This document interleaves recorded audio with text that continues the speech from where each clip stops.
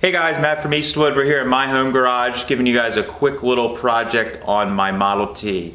Today we're going to work on is plumbing and flaring and making the brake line system for my Model T project. My chassis is all painted in chassis black and is all cured and ready to go. So now we're ready to route the brake lines and make everything from scratch.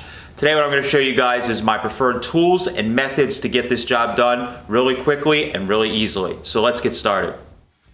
I'll be using 3/16 copper nickel brake line because of its corrosion resistance and it's easy to bend and flare.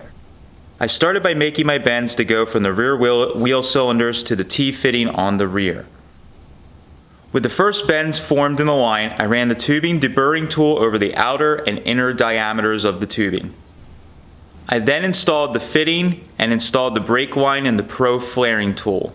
After setting the tubing depth in the die, it takes 2 quick pulls of the handle and a quick rotation of the turret to create a perfect double flare on the first line. For sections where we were doing long straight runs, I ran the tubing straightener over the line before we used my wire pattern to measure and cut it to length. The tubing bender allows me to create smooth bends in tubing where they route through the frame.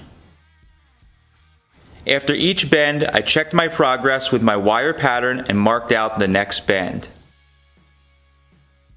Once all of the lines were made and tightened down in the system, I filled the master cylinder and bled it before attaching the final fittings on the master cylinder. I then used the brake bleeding wrench set to quickly remove the air from the system and get brake pedal pressure quickly on my own. Alright, so that's how I do the brake lines and set them all up on an early Ford brake system.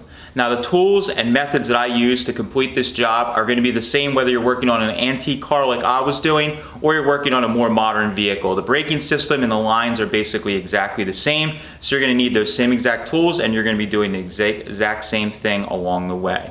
To learn more about the tools that you saw in this video, you can click the link down below or you can visit eastwood.com to get the tools you need to do the job right. Thanks guys.